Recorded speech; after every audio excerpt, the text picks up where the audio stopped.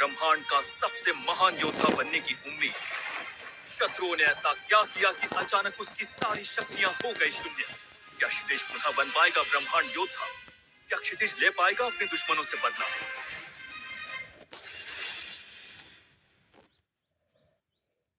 क्षितिज अपनी साधना से बाहर आया। वैसे तो वो और भी देर तक साधना करना चाहता था, लेकिन उसके महल के बाहर, जिसे क्षितिज महल भी कहा जाता था, वहां बहुत शोर हो रहा था। उसकी 6 बहनें और तीनों जीजा उसके साधना कक्ष के बाहर खिलखिलाकर हंस रहे थे। क्षितिज ने बाहर आते ही मजाक के अंदाज में पूछा, क्या हुआ दीदी? मेरे जीजा जी इतना झूम झूम कर नाच क्यों रहे हैं?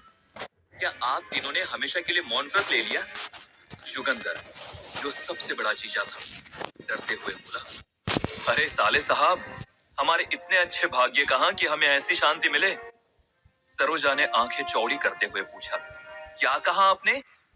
युगंधर घबराते हुए बोला, कुछ नहीं महारानी। क्षितिज ने हैरान होकर पूछा, लेकिन कोई तो बताए, मेरे महल के सामने इतना शोर क्यों हो रहा है? सरोजा ने कहा, जल्द ही इस महल में शहनाई बजेगी। मतलब मीनाक्षी दीदी की सगाई पक्की हो गई? अब मुझे समझ में आ रहा है। सरोजा दीदी, ये सही बात नहीं है। अब मैं आपसे बात नहीं करूंगा। इतना कहकर क्षितिज नाराज हो गया। लेकिन बात तो सुनो छोटे। अरे साले साहब, अरे भैया सुनो तो। सब चिल्लाते हुए क्षितिज के पीछे दौड़े, जो गुस्से में राजमहल में महाराज नरसिंह के पास चला गया था। पिताजी, ये सही बात नहीं है। बिना बताए सगाई पक्की कर दी और राज्य का राजकुमार होते हुए भी मुझे कुछ नहीं पता। ये तो अन्याय है। अब ये सब सहन से बाहर हो गया है। गुस्से में क्षितिज महाराज नरसिंह के पास जाकर बोला। महाराज चौंक गए, क्योंकि वे तो बस इंतजार कर रहे थे कि क्षितिज की साधना पूरी हो और उसे ये खुशखबरी दे। महाराज नरसिंह ने मजाकिया अंदाज में कहा, ठीक है, फिर तुम्हारी मंगनी जो प्राणधारा साम्राज्य की राजकुमारी राज्य लक्ष्मी से पक्की हुई है, उसे मैं तोड़ देता हूँ। क्षितिज गुस्से में बोला, हाँ कर दीजिए इनकार, मेरी अनुमति के बिना मेरी बहन की। फिर उसने पिताजी की बात पर ध्यान दिया। क्या? मेरी सगाई? महाराज ने सेवकों को बुलाकर कहा, कोई है? जल्दी से एक चिट्ठी तैयार करो और उसे प्राणधारा साम्राज्य में भेज दो। उन्हें यह कह देना कि हमारे राजकुमार इस रिश्ते से सहमत नहीं है। राजकुमारी राजलक्ष्मी का नाम सुनते ही क्षितिज की आंखें चमक उठी। राजकुमारी की खूबसूरती के चर्चे चारों तरफ थे। कोई उसे परी कहता था, तो कोई स्वर्ग की अप्सरा। क्षितिज तुरंत महाराज के सामने सिर झुकाकर बोला, नहीं नहीं पिताजी, ऐसी कोई बात नहीं है। मैं तो गलतफहमी का शिकार हो गया था। कृपया मुझे माफ कर दीजिए। सभी बहनें और उनके पति, जो नवांगन राज्य की सीमाओं के विभिन्न राज्यों के राजा या राजकुमार थे, हंस हंसकर पेट पकड़ने लगे। जिस पर अभी सब हंस रहे थे, वो कोई आम राजकुमार नहीं था। क्षितिज 17वें स्तर का योद्धा था, जो न केवल उसके हम उम्र युवाओं बल्कि उससे 10 साल बड़े लोगों से भी ज्यादा शक्तिशाली था। लोगों का कहना था कि अगर क्षितिज इसी तरह मेहनत करता रहा, तो वो आने वाले 5 वर्षों में महाराज नरसिंह, जो 97वें स्तर पर थे, को भी पीछे छोड़ सकता था। ये कोई छोटी मोटी बात नहीं थी, क्योंकि नरसिंह नवांगन राज्य के सबसे ताकतवर व्यक्ति थे। उनके बाद सेनापति रंजीत का स्थान था, जो केवल 45वें स्तर पर थे। वैसे तो नवांगन राज्य सपनोल्लास महासाम्राज्य का एक बहुत ही छोटा राज्य था। इतना छोटा कि महासाम्राज्य के 90% लोगों को इसका नाम तक पता नहीं था। लेकिन आज राजमहल में जो संदेश आया था, उसने सबको आनंदित कर दिया था। संदेश के साथ ही क्षितिज के दादाजी की अंगूठी भी थी, जिससे साफ होता था कि उसके दादा की मित्रता के कारण यह रिश्ता आया था। खुशी के इस माहौल में हंसी मजाक चल ही रहा था कि अचानक धड़ाम की जोरदार आवाज आई।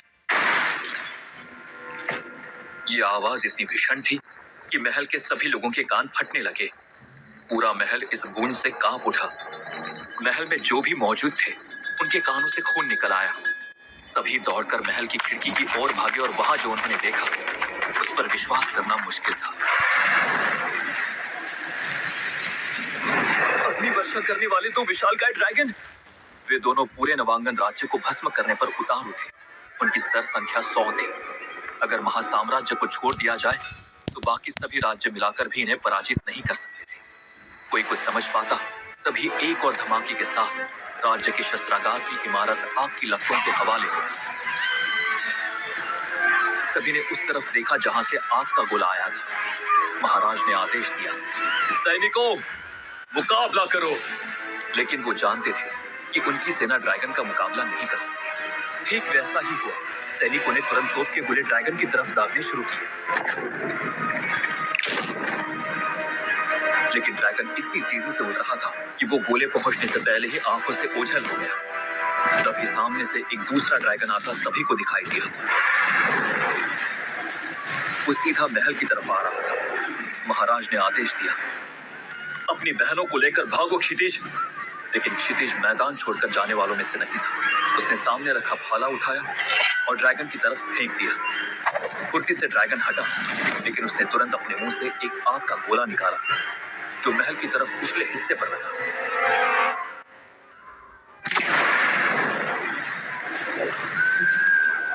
क्षितिज की सभी बहनें डर से कांप रही थी। क्षितिज, तुम या मैं इन ड्रैगन का मुकाबला नहीं कर सकते। तुम्हारी शक्तियां उन्हें छू भी नहीं सकती। क्षितिज ने गुस्से से पूछा, तो क्या पिताजी हम खामोश रहे? नहीं, लेकिन उनसे बदला लेने के लिए तुम्हें भी ड्रैगन हासिल करना होगा। अभी तुम अपनी बहनों के साथ यहाँ से सुरक्षित जगह पर चले जाओ। महाराज इतना कह ही पाए थे कि दोनों ड्रैगन दोबारा वापस लौटे और महल पर आग के गोलों की बौछार कर दी। पूरे महल में अफरा तफरी का माहौल हो गया। सभी अपनी जान बचाने के लिए भागने लगे। क्षितिज और महाराज नरसिंह भी एक दीवार के पीछे। हमारे दुश्मन ये ड्रैगन नहीं, बल्कि वो है जिसने इन्हें हमला करने का आदेश दिया है। तुम यहाँ से भागकर अपनी जान बचाओ ताकि समय आने पर उन्हें सजा दे सको। इतना कहते ही महाराज ने क्षितिज को एक ओर भागने का इशारा किया। क्षितिज ने असहमति से अपने पिता की आंखों में देखा। नहीं पिताजी, मैं आपको यहाँ छोड़कर नहीं जाऊंगा। क्षितिज, स्थिति को समझो।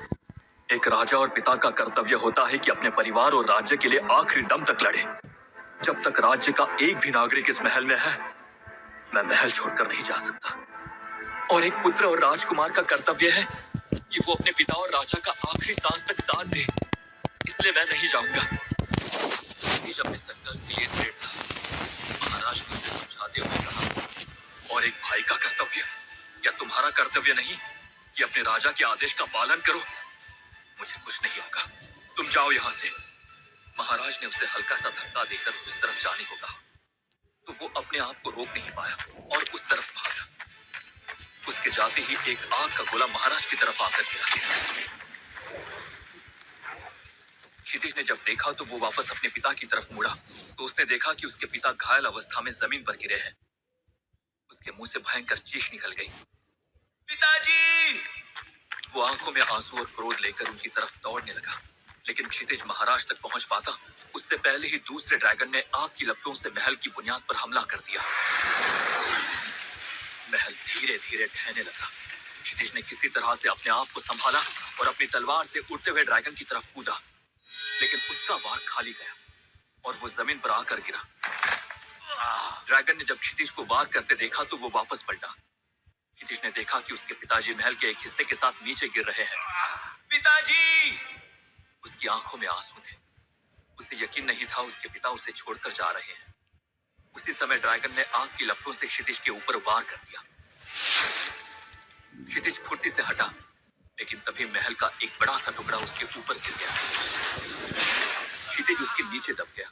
उसने उठने की पूरी कोशिश की, लेकिन वो नाकाम रहा। तभी उसने देखा कि ड्रैगन उसी की तरफ उड़ता हुआ आ रहा है। क्षितिज ने पूरी जान लगाकर अपने ऊपर गिरे पत्थर को उठाने की कोशिश की, लेकिन अब उसके शरीर में शक्ति नहीं बची थी। तभी उसे एक ड्रैगन उसकी तरफ आता दिखाई दिया। क्षितिज ने उठने की कोशिश की, लेकिन उसकी शक्ति शून्य हो गई थी। क्षितिज की आंखें धीरे धीरे बंद होने लगी। ड्रैगन को अपनी ओर आते हुए देखते देखते उसकी आंखें कब पूरी तरह से बंद हो गई उसे पता ही नहीं चला। उसे लगा मानो वो धीरे धीरे एक अंधेरी खाई में गिर रहा हो। उसे अपना शरीर हल्का होता हुआ प्रतीत हुआ। वो अपनी रगों में बहते हुए खून को महसूस कर सकता था। उसे अपने दिल की धड़कन महसूस हो रही थी, जिसकी रफ्तार धीरे धीरे कम हो रही थी। तभी अचानक उसके शरीर को एक जबरदस्त झटका लगा, मानो किसी बाहरी शक्ति ने उसके शरीर में प्रवेश किया हो। उसे अपना रक्तचाप बढ़ता हुआ महसूस हो रहा था। दिल की धड़कन भी धीरे धीरे बढ़ रही थी। उसका मस्तिष्क भी अब समझ नहीं पा रहा था कि उसके साथ क्या हो रहा है। अचानक 1 साल बाद उसकी आंखें खुली तो उसने सामने खड़ी अपनी बहन अमृता को देखा। दीदी, हम कहाँ हैं? और हमारा परिवार? क्षितिज को आंखें खोलकर बोलते हुए देखना मानो अमृता के लिए कोई सपना हो। उसके चेहरे पर हल्की सी मुस्कान तैर गई। उसने क्षितिज के चेहरे पर प्यार से हाथ फेरा। क्षितिज ने अपना सवाल दोहराया, दीदी हम कहाँ हैं? और हमारा परिवार? हम महावन राज्य के जंगल में हैं। तुम 1 साल से कोमा में थे और हमारा परिवार और राज्य तबाह हो गया। कुछ नहीं बचा क्षितिज, कुछ नहीं बचा। इतना कहते कहते उसकी आंखों से आंसू निकल गए। क्षितिज की आंखें गुस्से से लाल हो गई। लेकिन वो ड्रैगन कहाँ से आए थे? क्षितिज ने अपनी कमजोर आवाज में पूछा। उसकी आंखों में अब क्रोध की चिंगारियां जलने लगी थी। अमृता ने अपने होंठ काटते हुए कहा, नहीं पता। क्षितिज ने अपनी मुट्ठियां भींचते हुए पूछा, किसने भेजा था उन्हें? अमृता ने मायूसी से जवाब दिया। उसकी आंखों में भी वही आग दिख रही थी जो उसके भाई की आंखों में भी थी। मालूम नहीं। क्षितिज अचानक चिल्लाते हुए बोला, फिर क्या मालूम है आपको? उसकी आवाज से कुटिया की दीवारें कांप उठी। वो दर्द से करहाते हुए अपना सर पकड़कर बैठ गया। उसके घावों से फिर से खून बहने लगा। पिताजी, कहाँ हो आप? उसके मुंह से एक दर्दनाक चीख निकली जिससे जंगल के पक्षी भी चौंक कर उड़ गए। मत रो क्षितिज, अमृता ने उसे अपनी बाहों में भरते हुए कहा। दोनों भाई बहन एक दूसरे से गले लगकर रो रहे थे। क्षितिज के आंसू अमृता के वस्त्रों को भिगो रहे थे। किसने भेजे थे ड्रैगन? कैसे ड्रैगन के हमले से बच गए थे क्षितिज और अमृता? जानने के लिए सुनते रहिए ब्रह्मांड।